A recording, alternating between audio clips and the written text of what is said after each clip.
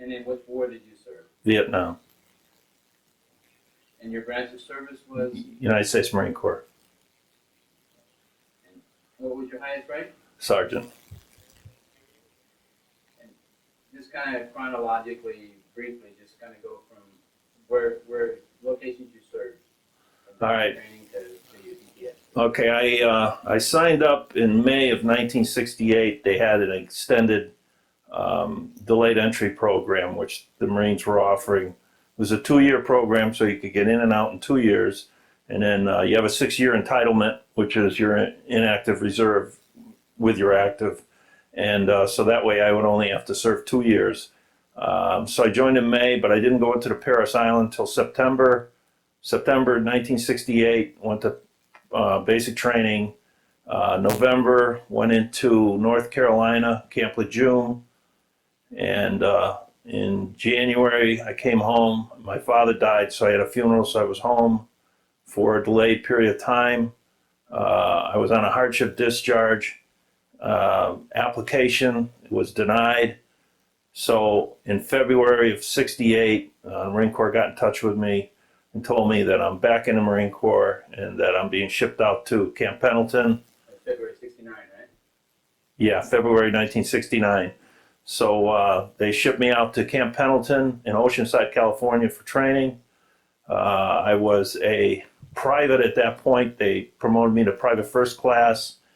I did my training, which was, I forget the name of the training at Camp Pendleton.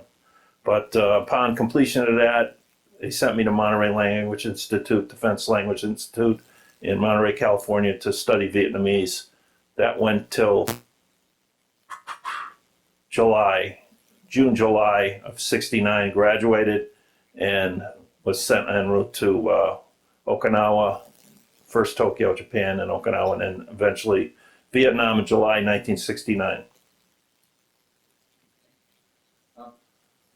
Where were you living at the time of your enlistment? I was living 79 Maple Avenue, Newington, Connecticut, place of my birth. So it was mom and dad. Yep. Well, my father was dead, yeah. Do you recall your actual, the day you went down to enlist? Why did you do it? Why did you enlist? I was entirely, I was not affected by anybody else other than family members that had joined the Marines and Army. My brother had been in Vietnam. He was in the Army. He was currently stationed down in Georgia, and I'd known about Vietnam. I was curious, and I went and signed up and never told my mother or father. I was 18. So when I got home, I told my father, and he took me down the cellar, and he says, I'm going to pour you a shot. So he poured me a shot and drank it, and he says, did you tell your mother yet? And my mother's Irish with a temper. And so I says, no. He says, you better have another shot. And I went up and told my mother, and they couldn't do anything about it. My brother went with me. He was home for leave, and that's right, he was home. And he tried to convince me to join the Coast Guard, the Air Force, Navy, anything but the Marine Corps. And I was down and determined to join the Marines. The recruiter was at the post office in New Britain. His name is First Sergeant George O'Rourke. He ended up going over to Vietnam for a third tour. He had 3 tours of Korea, 3 tours of Vietnam. He was a force recon. He was over there while I was over there. When I came back, I ran into him. I ended up starting a moving business, and he ended up working with me. You know, and he was like 58 years old, real tough old hard charger. So that was my recruiter, and he's still my friend. Still see him today, which is unusual. Most people never see their recruiter again. What was your mom's reaction? She ain't too happy about the war. I mean, my brother came back from Vietnam. I joined the Marines. My father dropped dead, and then they shipped me over to Vietnam. So, and plus with the hardship discharge, she thought I was going to get out, and they refused it. I had Governor Meskel. He was a congressman at the time. Another congressman, D'Addario. Marine Corps didn't care. They refused it and said no. There's brothers and sisters still alive, to help with your mother. So you're going. So you're in. What do you recall your first days of basic training? Yeah. Most of the guys at Parris Island Marine Corps, if you came to the squad bay after maybe the third or fourth day and said, if anybody wants to go home right now, they could go, they'd be run over. I mean, everybody, it's just, the mental pressure is unbelievable. The physical training in Camp Lejeune is tougher, actually, than Parris Island, but you wouldn't know it because it's almost like you woke up from a nightmare and you can go down to a laundromat and get a candy bar, or you can go down to PX and buy cigarettes or something. Where in Parris Island, you don't go anywhere without a drill instructor telling you to. You can't even look to the left or the right. You can only look straight ahead at the guy's neck, the back of his head. And if you're quiet, you're hit. Or it's borderline torture. Like at the rifle range, they'll kneel guys on boards, and they do a lot of stuff. I mean, the solar plex hits and everything. You're comparing Lejeune and Parris Island. Were they both basic training locations? No, Parris Island is basic training. Camp Lejeune is intensive training. Like AIT? Yes. Okay. Basically, Camp Pendleton is training for Vietnam. It's all Vietnam back then. There was nothing else. So, do you remember your instructors, the DIs? Oh man. Oh, we had one. I remember his name was Holzapfel. That's what it's just, and I can't remember the other ones. Isn't that funny? We had a senior drill instructor from Pennsylvania. I don't know where Sergeant Holzapfel was from, but I can remember him. And I don't remember the names of the instructors at Camp Lejeune. But that's about it as far as remembering. So did you were there any tricks or did you think about home? How did you get through it? Just head down to doing it? Or? I had taken karate up when I was a kid around 15, so I could get into kind of a meditative state. And one thing they do at Parris Island is they call snapping in. And they give you a rifle. We trained on M14s. We didn't use the M16s until we got to Vietnam. They put you in a circle, and the strap comes around your arm, and they tighten it up, and you return the chamber, and you just practice snapping in, it's called. That's where guys really get beat up. What happens is one of the guys was hitting a buckle when he returned the carriage, and it was loosening it up so he could move his arm. Well, they want it so tight, it's like this. So they caught him, and they dragged him over to where these benches are. So they make you kneel on the bench, but they kneel you forward so the pressure's on your shin. So then you got to get into a pray position. They said, pray that you qualify. And it doesn't take too long before the guy starts screaming and crying like a baby. They can break you they're professionals, And beside on your case all the time, with the drill instructor hat that everybody knows about, yelling it, they'll get two of you going at you. They can break people down. And the one that you don't want to be is the name that they find out. You got 80 recruits in that bay, and you don't want your name. And they found out my name because she sent me this huge letter with about 9 letters in it. And so, Buden, they knew my name right away. So I'm there, well, that screwed that. But when the guy got pulled over to the bench, I couldn't help it. I just looked over because he's screaming, I'm a this, I'm a that. I can't hack it. Whatever they told him to say, he would say. I mean, when they talk about how did he break down the torture, people break down torture like that. I think John McCain broke down. I mean, they busted his arms and everything. But the fact is that I looked, and as soon as I looked like this, there's a drill instructor right there. Want to join him? Drag me over there, put me in the same position. Now I'm kneeling, and I got the pressure on my shin. So I know it's a matter of time before I won't be able to take the pain anymore. So I just locked up like in a karate position. And my oldest brother was Marine. He says, one thing they can't really fault you for is saying, yes, sir, and screaming at them, loud as you want. They can't do anything about that. Yes, sir, no, sir, whatever they're asking you. So I kept doing that, and I kept screaming back at the guy, no, sir. He says, you're going to break. No, I'm not. And I just kept at it, and finally they told me get back. And the other guy, they had a cigar on underneath his legs here. So when he tried to sit down, it was burning his butt. I mean, it is torture, basically. And I says, holy crap. So that and the run, they make you run 3 miles. And if you break down on the run, that's the other time. They kick, I mean, it's pathetic. Guys crawling on the mud and the gunnery sergeant kicking them and get it back up, fall back down. You know, there's certain things you got to do. If not, they say when you join the Marines, when you go into boot camp, they go, there's 80 recruits here, 40 will not graduate. Maybe they get drummed out. Maybe they're baby blue Marines. Maybe they go into the pachyderm platoon, which means they got too much weight on. Some of them can't swim. You got to swim if you're a Marine. So they're going to put you in a pool, drown-proof you. These guys from West Virginia, they never seen a pool in their life. You know, they're looking at it like it's like they're chickens. You know, they're trying to run away from them, and they make them go up on a diving board and dive off. And they're just so they go off to another place to teach them to swim. You got to know how to swim. You know, you got to be able to get through the rifle training. You got different things they're gonna, and then the run.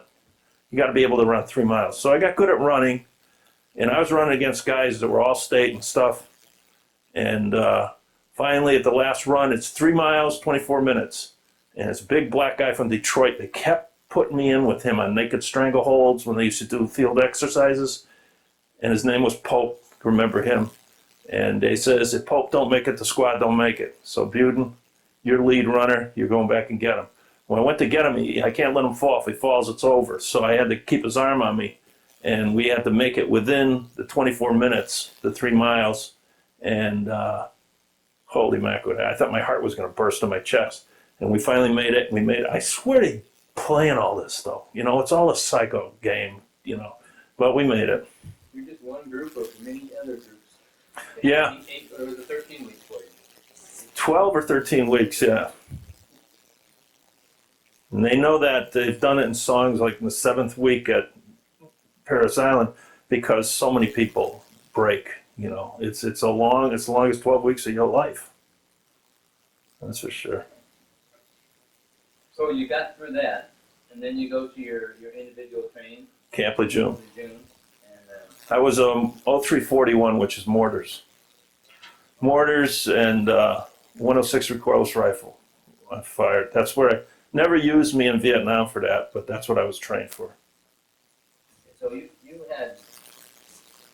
you were mortars, but you also interpreted. Did they? No, that was later. Don't forget, that's California. That was later. Okay. So I was primarily 0341, which is mortars.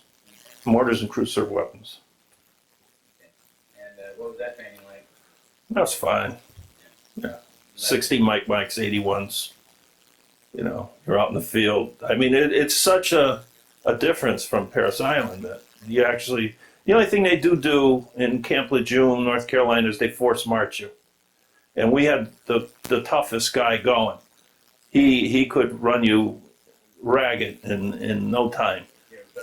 Yeah, he was like Olympic. And what happened was, as you go, I started leaning forward and finally got in and started matching him on the forced march. And then I'd get back to the squad bay and everybody's yelling at me. You know, you're competing against him. I says, that's the only way we can get anywhere, is to let him think that he can't beat us. And eventually we were good at it until they switched him with another instructor, and he took off, and you can hear these guys with all their field, you know, food pans banging and everything, trying to keep up with him, and he's screaming at him. I said, see, that was us, you know, just 2 weeks ago. Now we're, you know, you build up, if there's one thing that was good for Vietnam or for any war, is endurance. You know, to build up your endurance so you can take it. It's like in Paris Island, you don't go to the bathroom unless they say you can. Everybody goes at once. So you guys pissing on yourself. You have to ask the way that you're supposed to ask. You're supposed to say, sir, the private, whatever the request is, and end it with sir. And you never call anybody with any pronouns. You'll get hit for saying you, I, me, anything like that. You is a sheep. You know, I mean, I know sheep. And if you're looking at a drill instructor, they catch you looking at them, their usual response is, you're better off eye fucking an alligator You queer for me, boy? You know, I mean, this is the way it went. So guys would go up there and say, sir, private request permission to make a standing head call. So they make them go into the bathroom, go in there, and they'd have to stand on their head, pull it out, and pee upside down. They never asked that again. Then another guy asked for an emergency head call. He says, go get your flashlight. So you take the flashlight to his head, start your siren. So he had to take a crap so you could hear him in there because he had to keep the siren going. He had to keep the siren going. And if at night you leave, you can't leave your bunk, there's a fire watch there. They escort you there. So when somebody escapes from Parris Island, they're pretty good. And it was an island at one point. Now it's all swamps. But they've lost they lost a guy from Plainville. They used to marches in the swamps. And I don't think they do it anymore, but who knows. But we do lose people there all the time. But that's the good old Marine Corps. Okay, so from Lejeune you went to. I came home and actually we had some time off around Christmas. With the Marine Corps, you can't go any farther north than New York City. So anybody in New England can't go home. So a lot of them just go somewhere, stay at a hotel. I went to New York City, had my my train pass. Then I called my brother, it was a snowstorm. So I got a hold of another bus and I went home. So I would have been AWOL if they caught me. But everybody does it. When guys are in Vietnam, they would take R&R to Hawaii, get a flight back to the United States, and go home. While they were fighting in Vietnam, hold up a newspaper, take a picture, and they'd be back in the bush saying, look at me, I'm home with my girlfriend. One guy went home to Oregon and found his wife in bed with his best buddy. Then he gets a divorce thing in the paper. But they would go home. A lot of people don't even know about that. A lot of guys did that. Of course, the Hawaiians, that was perfect. They go to Hawaii and see their family. We had a lot of Hawaiians, like to be Marines, Filipinos, Indians, because of Ira Hayes. You know about Ira Hayes, right? Yeah. Yeah, they have a movie about him. Oh, really? Yeah, a drunken, stinking Indian, Ira Hayes. I mean, a poor guy. They did a movie about him just recently, showing how he was like Audie Murphy. They paraded him around. He just became a drunk, died in the gutter. Yep. So where did you go next? Where am I? I went home, came back, finished my training. My father had the heart attack, and my wife called me. She was my girlfriend then. She wrote a letter and said, I don't know why nobody's telling you your father had a heart attack. He's in the hospital. So I went outside to the fence, and I was going to jump the fence. My drill instructor was there. This is at Camp Lejeune, and told me, what do you think you're doing? And I said, Jesus, the one thing I'm going to do is beat the crap out of you and really enjoy it. You know, I've been waiting for this for 3 months. And he goes, wait a minute, go inside to my office, call your mother. There's a beer there. Sit down, relax. I'll take you to the airport. You get a Red Cross. I'll take you right home. So I call my mother. She says, the reason we didn't tell you is the doctor said that all your father was talking about was you, that you were in the Marine Corps and everything. And they said, if he comes walking through this door, this guy's heart's going to go through the roof. So we can't have the kid come back. It's the youngest. So he says, wait, come home during your regular leave time. So I came home during my leave time and saw my father was in bed. Went back. I was worried about him dying before I got back. Finished it, graduated from North Carolina, and came home. He died 3 days later. So then I was home for the funeral, regular, funeral time, whatever. That's when my uncles came to me, both sides, the Irish and the Polish Lithuanians. They said, you got to stay home with your mother. Both your brothers are in the service. You don't need to be in there too. So I was forced by my family to apply for hardship discharge. And when it was refused, it was interesting. I got a card from Congressman Meskel, who became the governor, stating that he was right on top of it. The hardship discharge is going through. He'll be the first one to notify me. Looks real good. I got that card in the mail, came in the house, and got a phone call. And I swear they import these guys up from the Carolinas. Staff Sergeant Clemens, get your ass down here in uniform and haircut, And he says, and there's no other thing, be down here within so much time or you're AWOL. And I'm out on a special, discharge. So I get down there and they call me to attention. They said, your hardship discharge has been refused. Your orders are for Camp Pendleton. You're on that flight tomorrow at Bradley Field at 0500, or you are AWOL. And as they call me in, they call you to attention. Then they dismiss you. And as I'm walking out, the captain said, sorry about your old man, Danny. And that was all I got from it.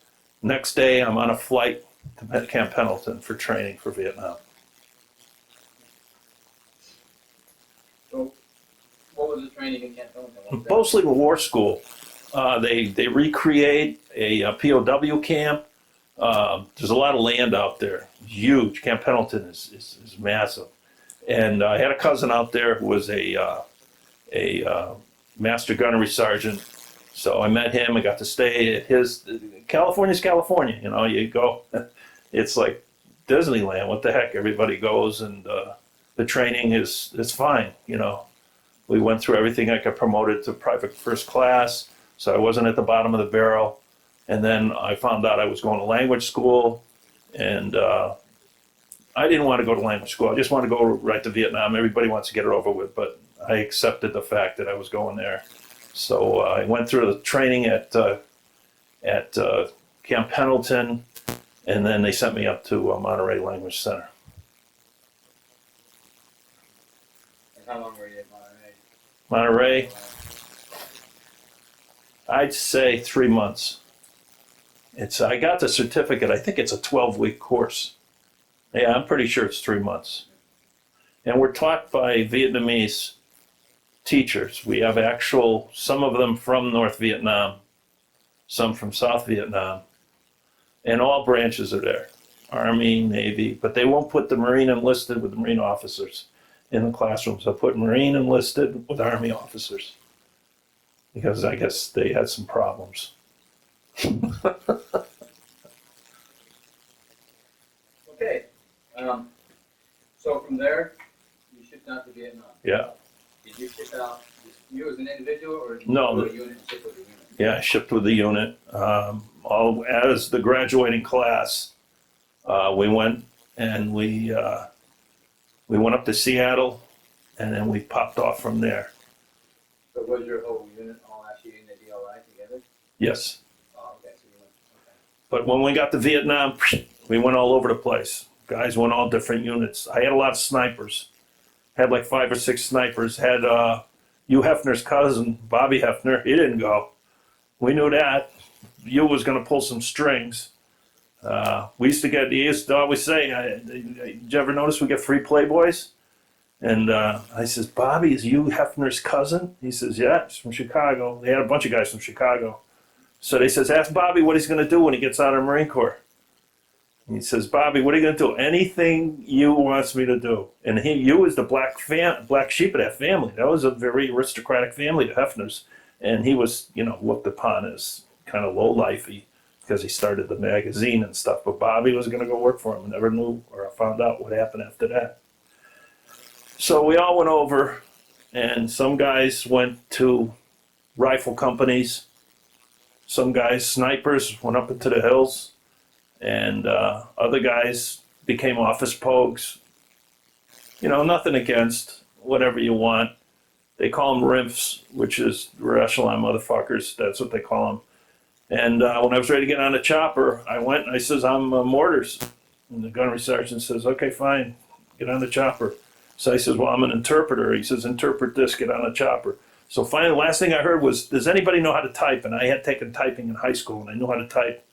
And I says, I don't want to be sitting there telling my grandchildren that what I did in Vietnam, I typed. So I got on the chopper, and that was changed everything from that point on. So where were you going on that chopper? LZ, yeah, be all right. Damn, forgot that. Cobb's Bridge, Da Nang Security. What was it? Can you spell it? COBBS Bridge, BRIDGE. That was my first duty station in Vietnam. You know the name? Yeah, it surrounds around Da Nang. They have all Marine rifle companies as protection.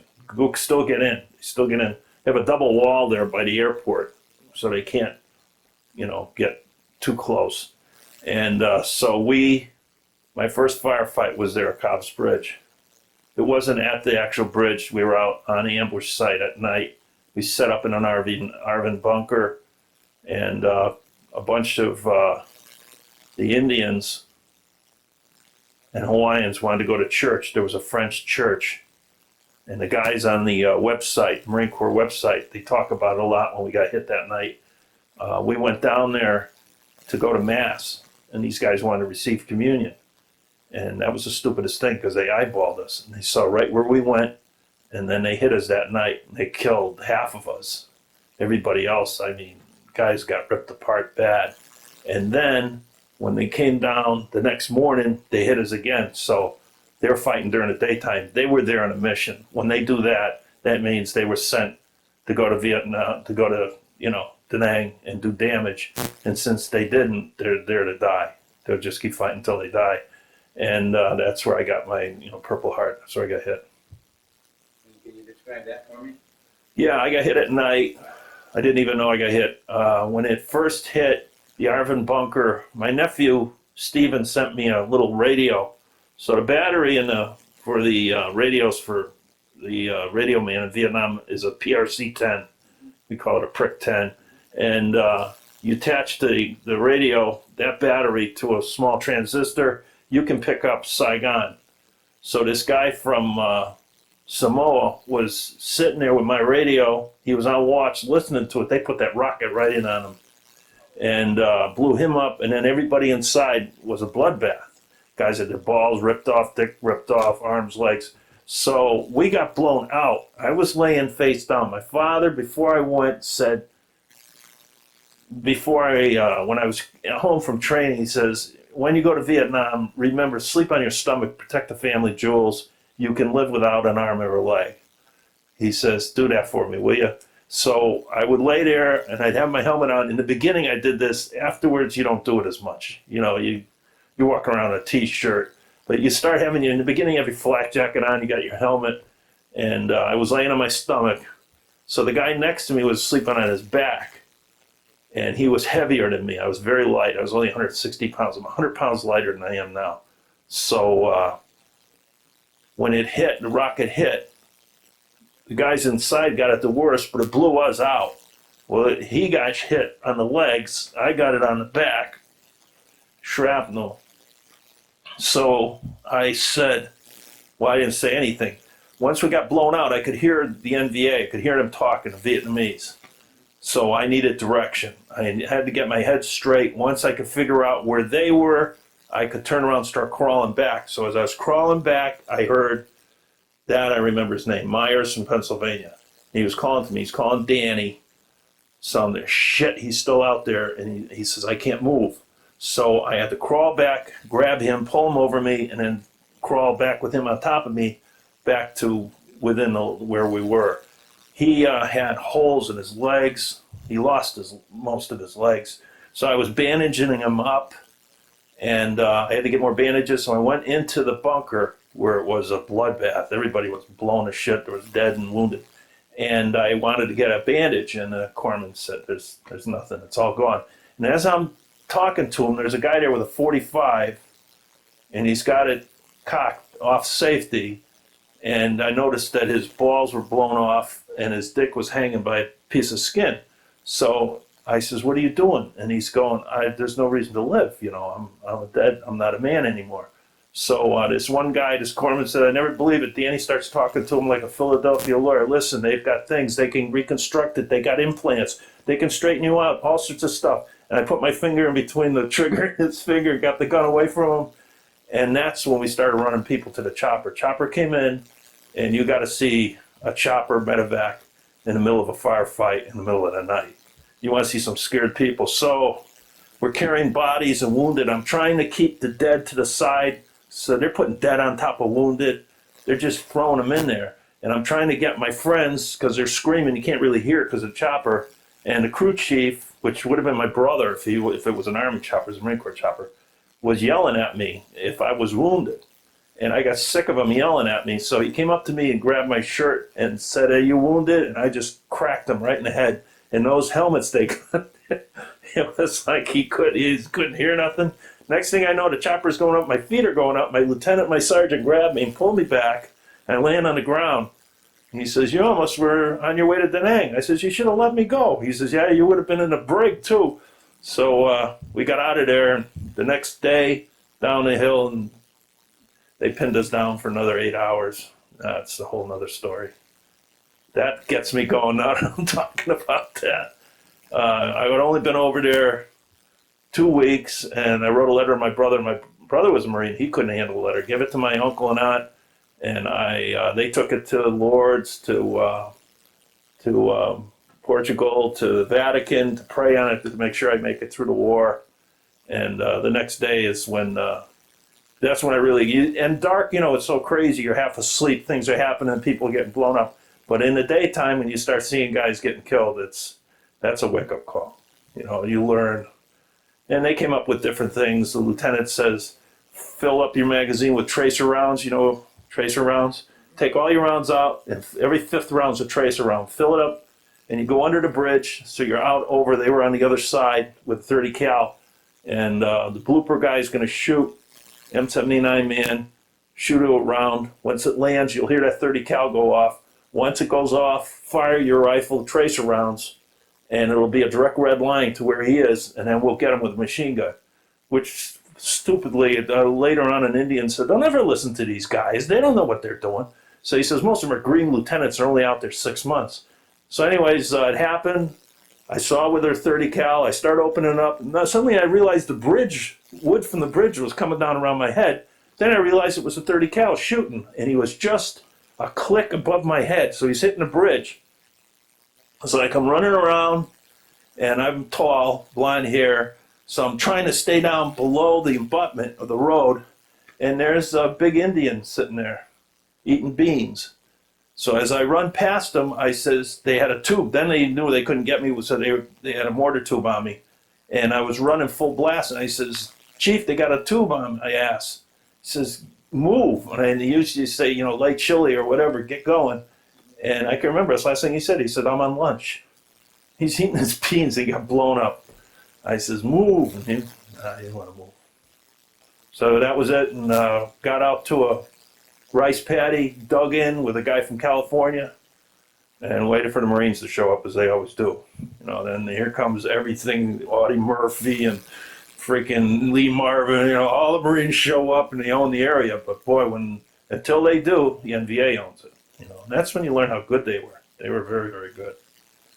And the tunnel system, I think, went back to World War II. Back to the Japanese. I think the Vietnamese started that tunnel. That's how elaborate it was. They started the tunnel system back then, and of course when the French came in, and they had hospitals underneath everything. That's why you can't find them. They would suddenly disappear. Yeah, they had that thing set. So this was all within the first couple of weeks of you getting there. Yeah, like 12 days. I had they skipped around in my ear. They killed the M79 guy, trimmed me here, and then killed the guy next to me. I had a bandage around my head because my ear was bleeding. Then I had, I was in the water under the bridge, so I had leeches. They have big elephant leeches hanging on me, so when you pull them off, you bleed. So I had bandages around my arms. Then I got hit in the back, so I had bandages around me and my knees. So I had no weapon. My rifle was blown up. I had a machete, and I came up to the road, and here comes a general. That's like I said, here comes the Marine Corps. Everybody, there's time-life photographers coming around. And he comes up to me and says, where's your rifle? And one of the guys says, you look like that fife and drum guy from the Revolutionary War, where they have one guy over. He says, there's Buden talking to a general with Band-Aids all over the place. I says, they blew it up. Everything, it's all gone. And he goes, listen, he just taps him on his shoulder, don't worry about it, you're fine, just get on a truck, get out of here. Really, you're just a kid from Newington, and you're just trying to do the best you can. So how was the rest of your tour? Was it 6 months or a year? Year. Then I learned that we were going to convoy out to LZ Baldy, and we hopped on a convoy, and off we went out to there. We made it out there without any events. We got to Baldy. They pulled in. The Army shut down the base, and they got hit. But we just stayed under the trucks. Next day, we headed to LZ Ross. You never get into the base, the fire base, the Grunstone. You get off the trucks and you walk right up to Antenna Valley. And Antenna Valley was one part of it, 953. That was August. That was August of 1969. And when we got hit out there, they shot down in the middle of the valley. One guy crawled all night because he was separated from his unit the wrong way. And what they were doing is they were going around and they were just bayoneting Marines that were wounded, the NVA. And they had a major unit there dug in. And this guy crawled the wrong way and he kept just laying dead, playing dead when they got close to him. And the unit that found him the next day, they said he was psycho. So they shot down the chopper, the colonel's chopper, and he wasn't in it. So that burned. They have a B-52 bomber that comes in. It's called Snoopy. Did you ever hear this? Puff. They drop the white phosphorus, light up the whole thing. Hear all the roosters crowing. They don't know what's going on, like the sun's up. So it's surrealistic, man. And all this stuff going on. And a lot of us did some stuff in Frisco when we were in California. So, guy, wow, this is great, man. Watching this. And then all of a sudden, oh Christ, listen, thought now. Army, we're supposed to hook up with the Army. We didn't. We had to come through a ridge in a valley, through up into the mountains, and get through into Antenna Valley in another shot, hopefully to hook up with the Army. And that's when the Army lost 12 men. So one of the guys had a dirty book, paperback, so I was ripping off pages and sticking it in the backpacks of every Marine. So it was so pitch black, we were getting lost. We were scared of getting lost. So keeping tabs on us, we found our way around. We eventually came up the side of the hill to hit the NVA. They had a 30 cal. God, I got so sick of that gun. And it opened up and killed like 1, 2, 3, and 5. I was like 4. So I started crawling over dead bodies down to the bottom. I says, we got 6, 7 guys up there shot immediately. As soon as that guy opened up, he killed him. So he says, okay, we're going to go around and get the gun. So they set up another scenario. We'll go up behind them and we'll get them from behind because they can't turn a 30 cal around. So we crawl up the side of the mountain. We got grappling hooks and everything. We come up the side. We're coming behind them. And as I can hear them picking that thing up and turning it. I says, they're turning it toward us. So I just dove off the side of the cliff like this down the bushes. I knew the bushes would stop me in all the overgrowth. And the other guys they said, basically, you made a hole. We were just following you, kind of just running behind you. I get to the bottom, I ripped up my arms and stuff like that. And I says, who the hell said it was 30 cal? That can't be turned around. It was the right guy, Fearless Freddy. He couldn't stay out in the bush because everybody wanted to kill him. So we finally got to the point where we had to get another unit. So Echo Company came in and we couldn't get choppered out. We had to walk out. So we walked out of Antenna Valley. I don't know how long we were in there. And as we're walking out, we're carrying bodies.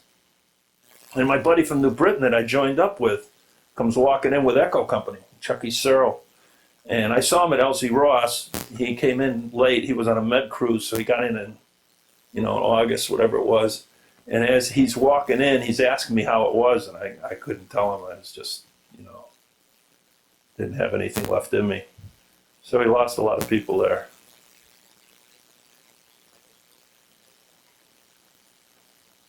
Did you have any breaks from this activity, or were you always... The breaks you get for a grunt is you end up in the hospital. Yeah. Otherwise, they keep you out there. If you come in, if a rifle company comes into a fire base, they'll lay all the clothes out, all your ammunition, boots, everything you want right at the gates. They don't want you in there. They want you out there. That's what Marines are. They're out there fighting inside the base, when we get overrun, there's really not much there to fight. It's a skeleton crew. But then they realize that the grunts are coming in, and we'll encircle them. And that's what happened with our base. You know, they hit the bases all the time.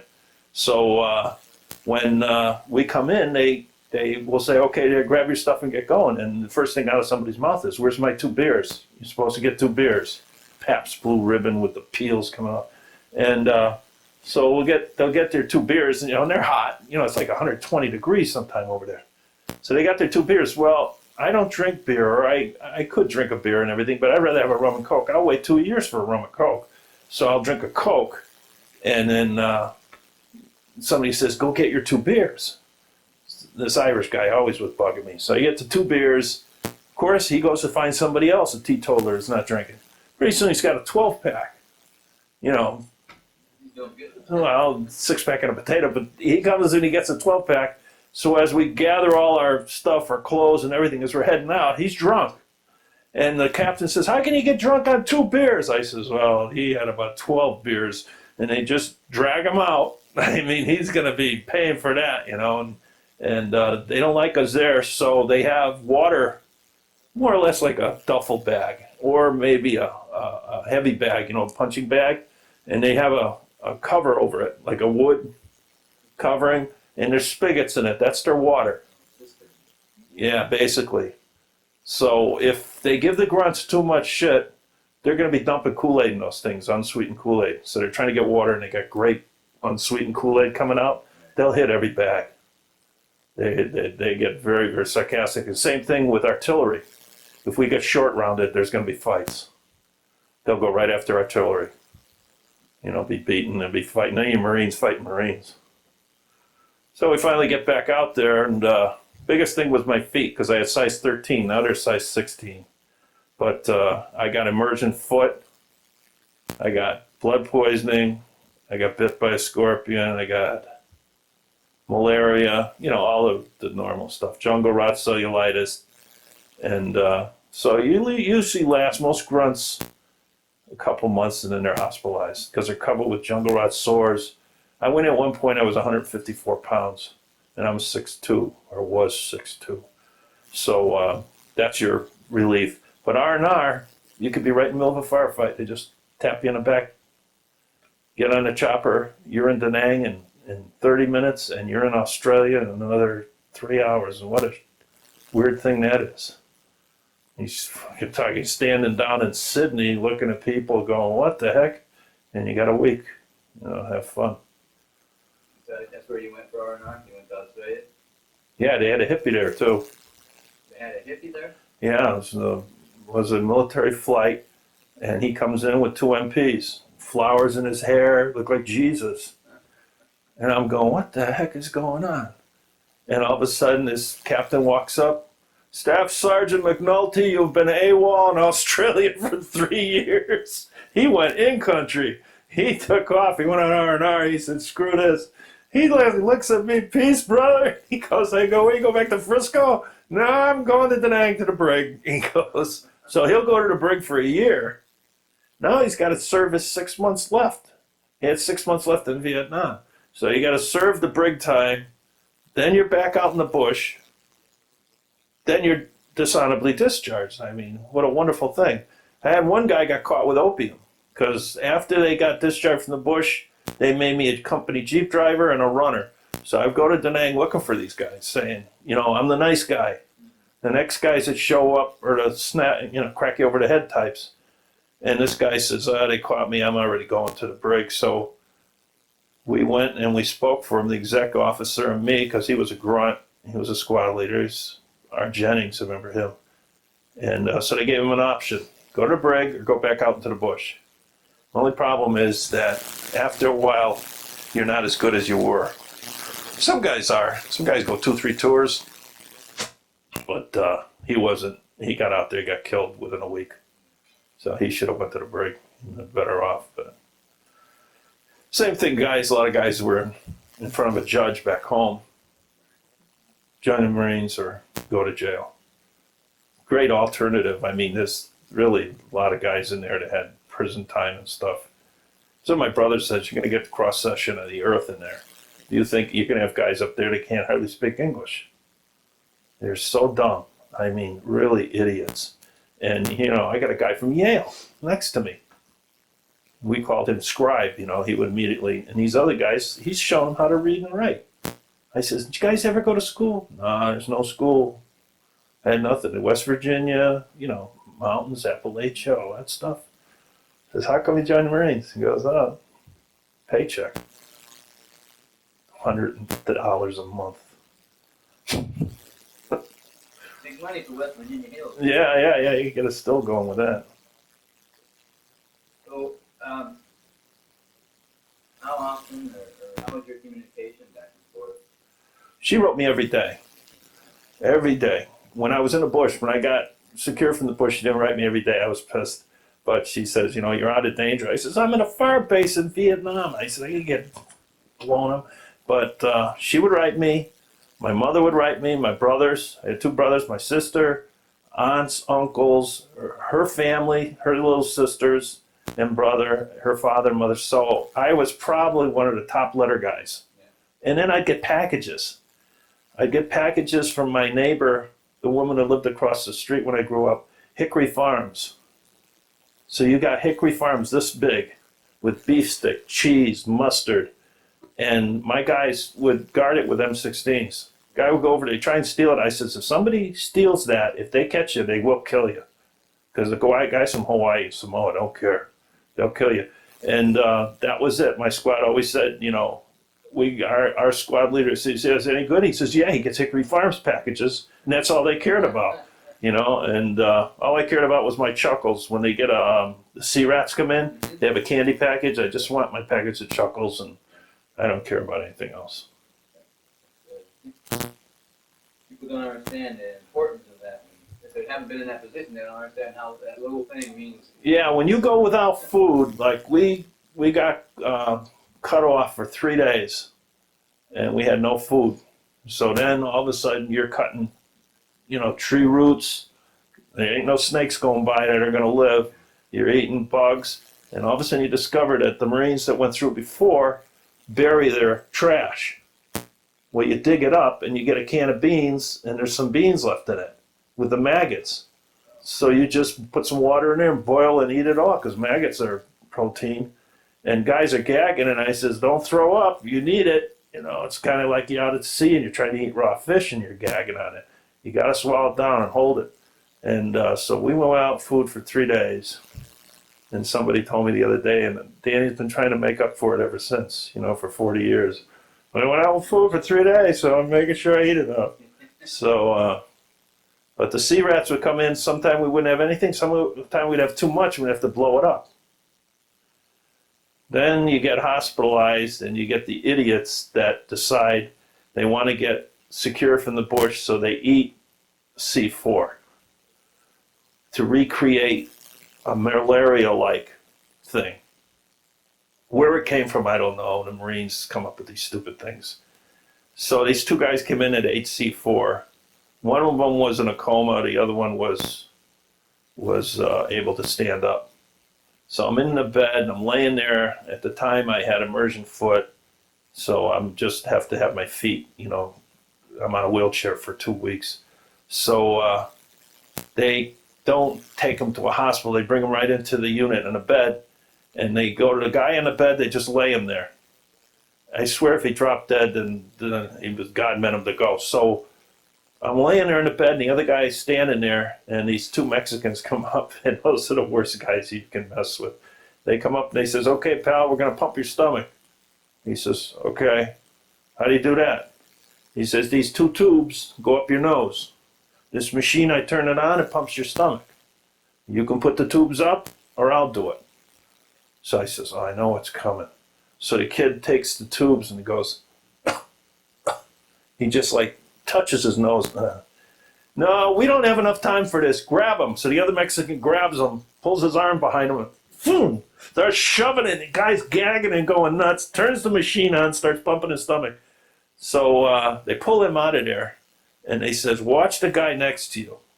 He starts going into convulsions, call us. I thought he was an Indian. His face was all red. When he came out of it, he was Irish, you know, he just had a white face and everything. So he comes to, and he says, what happened? I says, you're in the hospital in Dene. Oh, how long am I going to be here? Just long enough before you go to the brig. I'm going to the brig. I says, yeah, you're going to a brig. And I forget what they're charging them with. The other guy's already gone.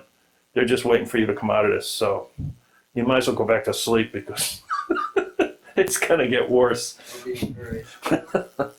When I had malaria, I just passed out in a rice paddy. When I got to Da Nang, I was 98.6. So they said, lie down. I laid down. I started boiling up. I went up to 105. You can't go 108, you know, you'll die. So they put you in a shower on a chair, naked, and they pour ice cold alcohol on you from the refrigerator and put a fan on you to get that temperature down. You're begging for a towel or a blanket, but they got to get that temperature down. So I came out of that all right, a little woozy, and I got an emergent foot. My feet just swelled up, couldn't put my boots back on. So they weren't medevacing at a recon colonel, and he said, no medevacs unless you're shot or blown up or dead. So the Marine Corps can't say what to do medically. That's the Navy's job, Naval Corpsman. So I took 3 POWs we had down the hill, and when I got down there, I saw one of the corpsmen, and he says, you got to go see the captain in the Navy. And I didn't realize the captain in the Navy is actually equal to a colonel in the Marine Corps. And I got there, and I gave him a note from this corpsman. And on the note, he said that my colonel was a recon colonel, was refusing a medevac. So the captain says, we're going to take pictures of your feet. And my feet are in some medical journals. They're the worst case of emergent foot they ever saw. They said, if he let this go any further, you wouldn't walk for the rest of your life. So I says, if I sign that letter saying he was being, you know, medically giving out medical that he shouldn't, I says, and I go back, I says, he's going to shoot me. So he goes, don't worry, he won't be there. He's going to be thrown out of Vietnam. He says, what is the Marine Corps? I go, Department of the Navy. Department of the Navy, we oversee them. He's screwed. And they did. They threw him out of Vietnam. We did it twice. We did a gunnery sergeant, got him thrown out, and we got a colonel thrown out, which is rare to get that done. You know, you don't want to be in a fighting unit and going up against the old man. You're taking a chance. So in most cases you don't, but in this case, I didn't do it. He did it. So out of your 12-month tour, how much time do you think you spent in the bush? In the hospital? Oh, in the hospital? See. Immersion foot, blood poisoning, malaria, Jungerot cellulitis. 4 times I was hospitalized. When I had the bite on my knee, they laid me down and put me in a tent at my base. I was in the rear, and they just put a tag on your toe, F-U-O.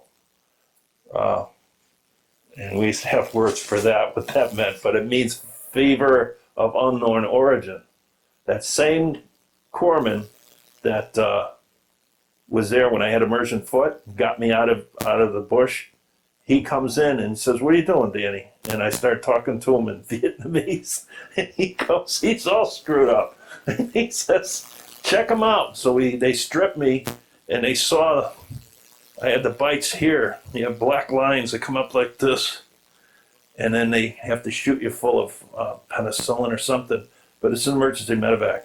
And on the way to Da Nang, they keep shooting you there. I finally says, why don't you hit the right cheek? He goes, no, champ. He says, we got to nail you here. We can't. If that gets up and starts spreading, you'll get cardiac arrest. He says, you got bit by the worst. I don't know if it's the older scorpions or the younger ones. It's the males when they have the most poison. He says, you got hit by one that had the most poison. Because you can get bit by a scorpion and, you know, you get sick and everything, but you're all right. But they can, you know, there are times they can kill you. So the females, I don't think, can kill you. But he said it was either that or a poisonous centipede or the combination of both.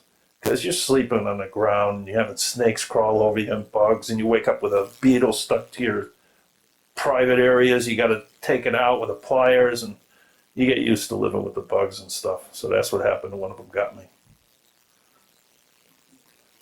Did you ever see any entertainment in USO shows? Yeah. Yeah, I got pictures of one. Australia and the Philippines they come from. And In Vietnam? You saw them? you're right out to our base, yeah. Never saw the Bob Hope show. No. That's in Da Nang. You got to be there. If you were in the hospital at the time that Bob Hope came, then you would be able to see it.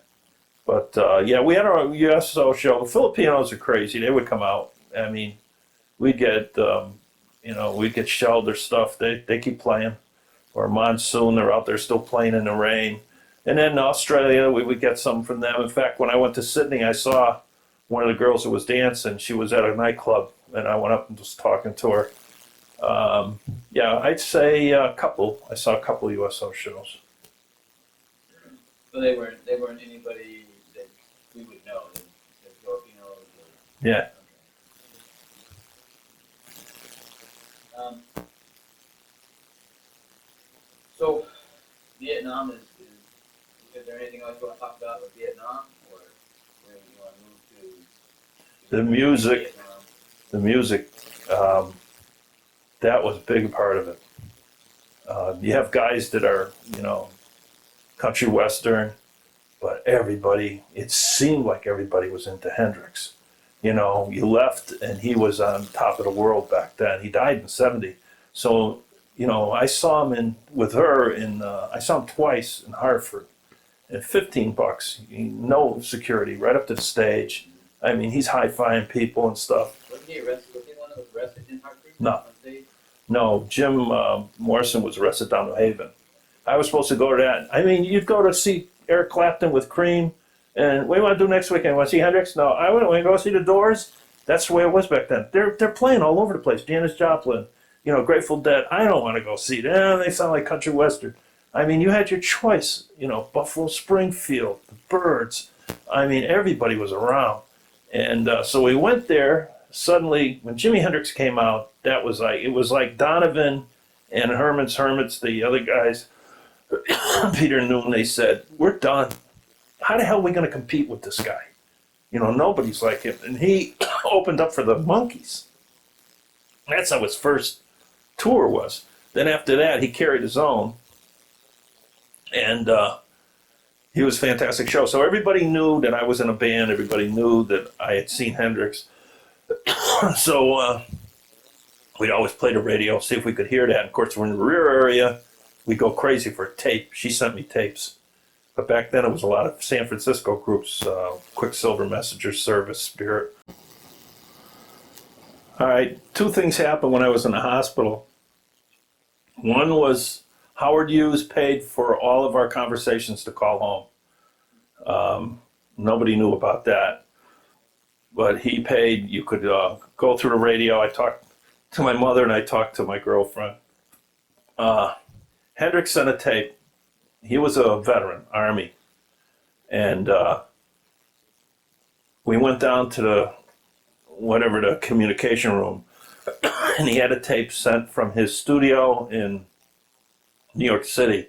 He's the only artist that built $1 million studio, Electric Ladyland, in New York City. He spent all his money on that. And he recorded this stuff, and he said, this is what I really like is blues. And he was supposed to get together with Miles Davis and Paul McCartney. And Miles Davis was pushing for it. He wanted to get out of total jazz, do some blues, do some rock. So he started playing all this stuff that they were thinking about doing. But Paul McCartney said he couldn't do it because he was all screwed up with the Beatles breaking up and everything. So he played this stuff, and he says, this is for you guys over there. This is my gift to you. And I thought that was incredible. I mean, we just loved it. And of course, Jimmy was on top of the world back then.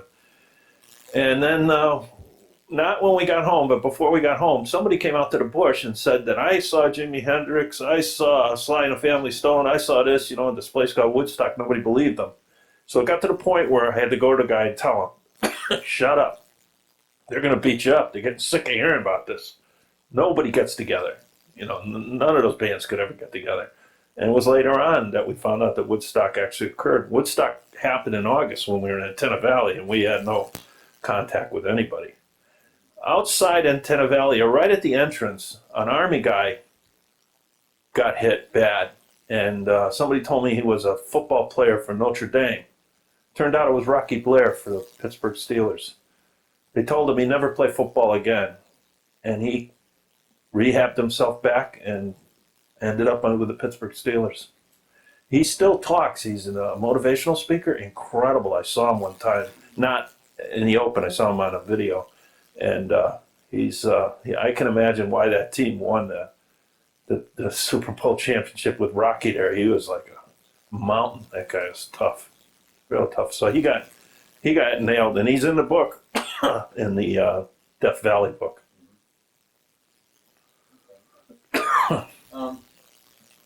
So Vietnam, do you remember what was it like?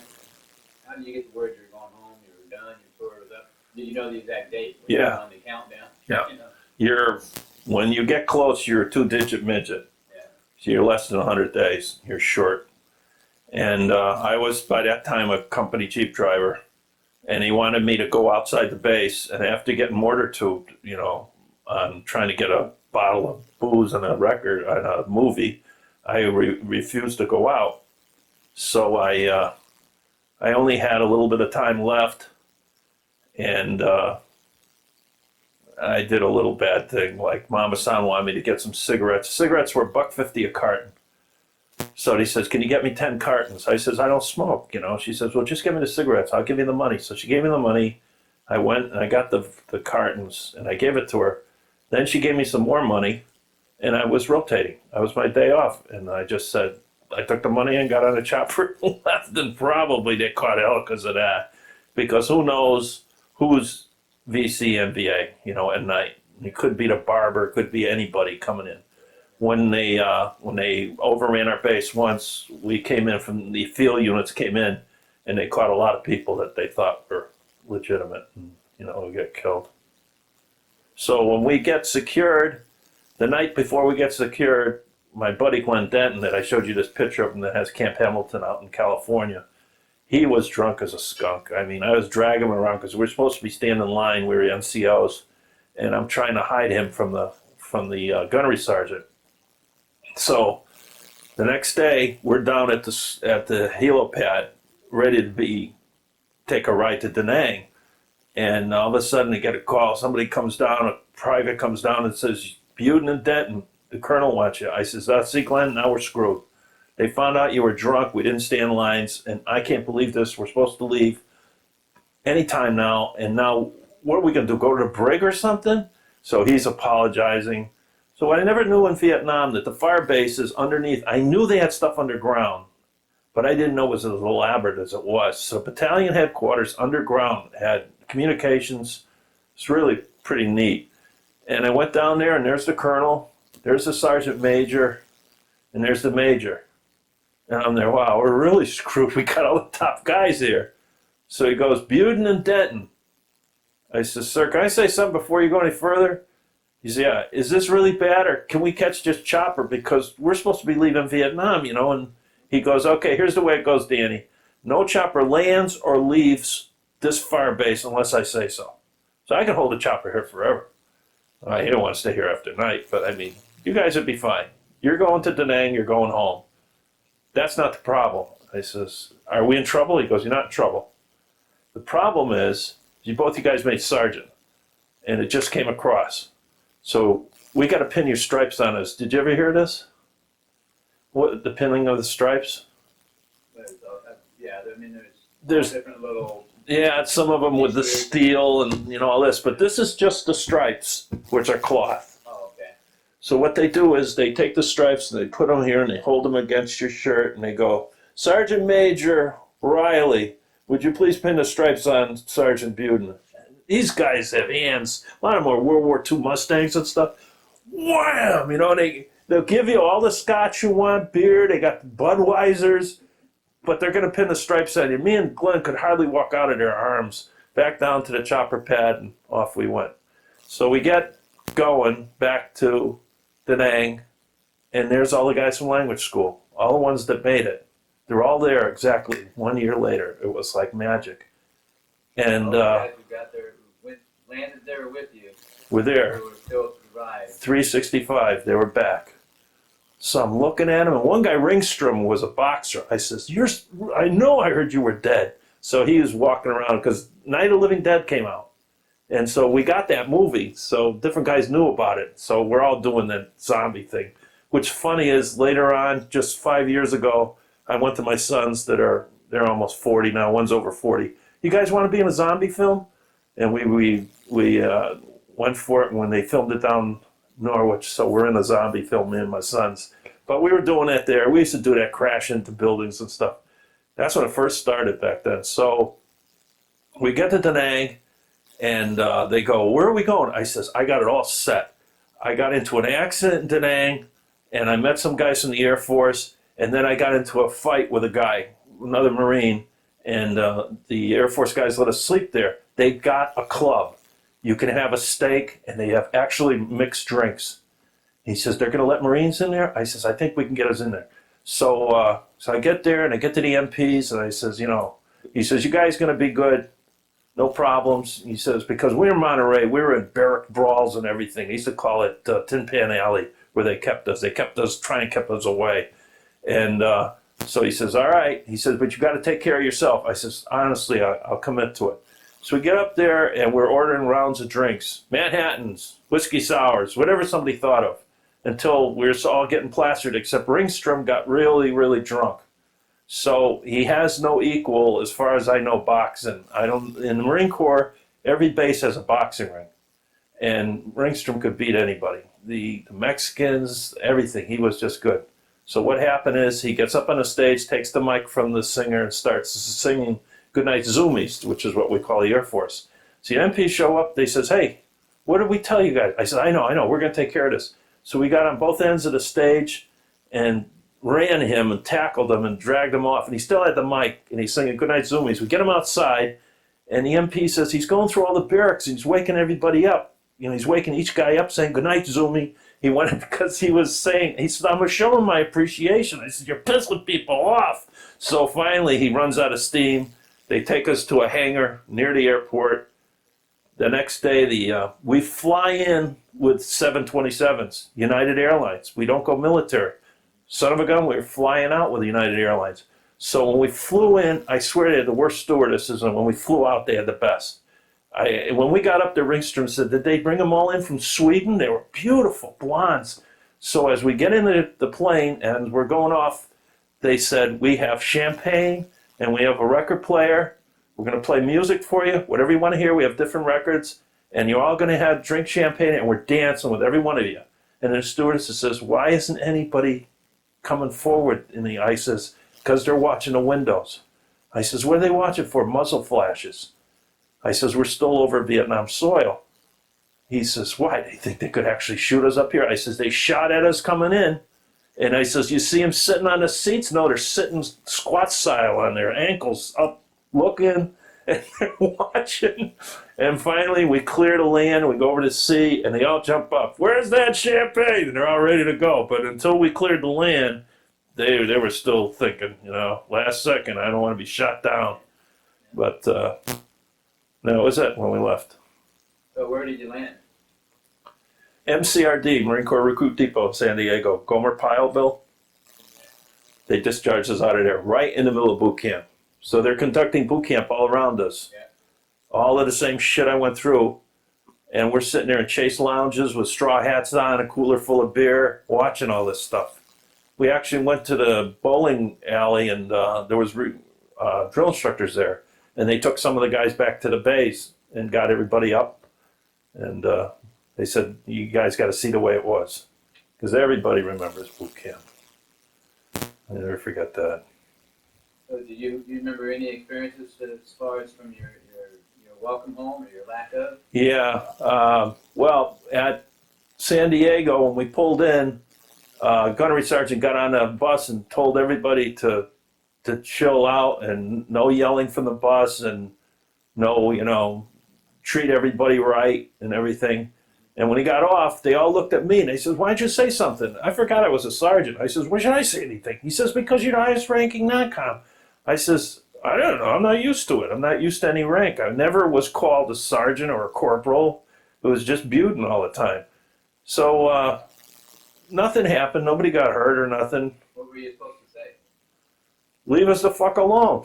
We just got back from Vietnam. I mean, a woman, the corporal, started yelling at the guys. I did tell her to go, take a hike. But I had to march everybody across the parade deck where, an MCRD, because they had to go to the medical.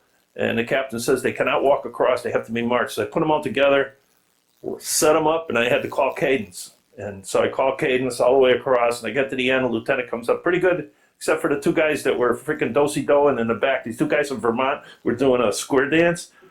He says, but nobody did anything, so you're okay. Most thing you're looking for is you don't want to cut your hair. They have when I went for sergeant, it was a 3-inch thing. So you want to keep it, otherwise they'll give you a buzz cut. And that's the worst thing. Back then, you knew everybody when you came home was going to have long hair. And you did not, guys were fighting to keep their hair. So they're saying, you guys got to go in for a haircut. Nobody wanted to go. And so then he says, okay, you're going for your discharge. Where's your 2-year guys? So I went up there, and he says, okay. I says, it's 22 months. I don't want to lose anything. I'll stay in for another 2 months. He goes, you don't have to. All you have to do is be in for 18 months. You went through the war. You'll get everything coming to you. I says, you sure that? Can you put it in writing? He goes, don't worry about it. It's okay. So I says, okay, then I'll take it. So I got discharged out, got my check, and all of a sudden the 3-year guy said, what about me? You want to get out? Yeah, 3 years, get out. 4-year guys, what about me? You want to get out? No problem. And so 1970, there was a lot of people over in Vietnam, 69, 70. So they were allowing guys to get out. So we all got out 22 months. And after your service? Yeah. What did you do? Well, when I came home, I had her. We were scheduled to get married. We were already engaged. We got engaged when I was in Vietnam. My brother gave it a ring. And we used to stay at her cousins or at my brother's in different places. Her family, her father said, go up to Canada to see her grandfather. And the people up there wanted to see me. So I went up to Canada, and it's a whole different story up there. You're welcomed and everything. My neighbors were fine. I ran into problems in Australia with anti-war stuff, but didn't really hit into the stuff other guys saw. They didn't get spit on. But I knew it happened, Excuse me. So after your service, did you go to work somewhere? Did you go to school? Did you use the GI Bill? Yeah, I used the GI Bill, and I went to Central. Got my degree. I worked because I was married. My first baby was born in 72. The second one was 75 when I graduated. And so I worked a lot of jobs and collected a GI Bill. And before I graduated, I got hired by the Pillsbury Corporation. So I went with them full time, had a company car. We ended up buying a house after that. So we did have friends, a lot of friends that were in Marine Corps in Vietnam. So that helps. When your guys are isolated and they don't have anything to do with anybody, that's where the problems start. As long as you have the group that you can relate to. Dan, did you join any VFW? Yeah, I'm a member of VFW now. They had an organization called CAV, Connecticut Advocate for Vietnam Veterans. I was a member of that. Short time American Legion, and I'm a member of the DAV because I'm disabled from the war. Well, you're very close. Yeah, right next door. How did your service experiences? How do you think they changed or impacted your life? Well, when you get home, you start your first day in Vietnam in your dreams. It's almost chronological. It takes time to go through it, and of course, it never goes away completely. But it's scary to go to sleep because you're right back in it. and you just got over there. You know, I'm there, oh my God, the way this thing is working. And, you know, I talk to people and I say, it's going to work its way out. It will be less intense.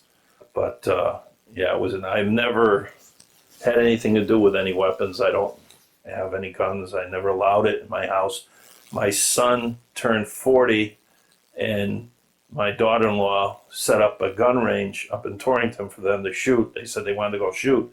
And while I was up there, all of a sudden one of my nephews turned to her and said, he says, is Danny coming? He goes, he ain't coming. He says, these guys never fired a round in their life because of their father, never allowed toy guns in the house, anything. And then she says, she called me and she says, I feel funny about this. I says, don't. I said, I never meant it to go this far. It's just that I can't stand, you know, I can't stand. The only thing that bothers me, like someone was just talking to me this the other day because he went to see a movie, and it's with Mark Wahlberg. It's those 4 guys, the SEALs in Afghanistan. Oh yeah. And he says, now I see why you're saying you can't go. I says, it isn't the actors, it isn't the recreating the war, it's the sounds. It's the cracking, it's the zip. If you hear that and it's close enough, then you're gonna get it. You'll get it, and you're suddenly in it, and you get shaky, you know. And I got a buddy that stepped on a landmine, and he's like paraplegic really bad. He was quarterback of the football team, and he can hardly, you know, half his side's like this. And I went to see some movie that was a Vietnam War movie. And I turned around, he was there, and he's hard to take, Timmy.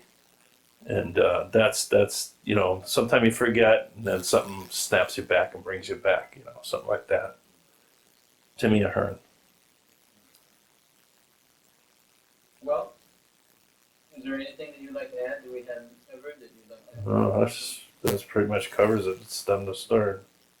All right, Dan. Well, I want to thank you for your service, and I want to thank you for taking the time to with the community.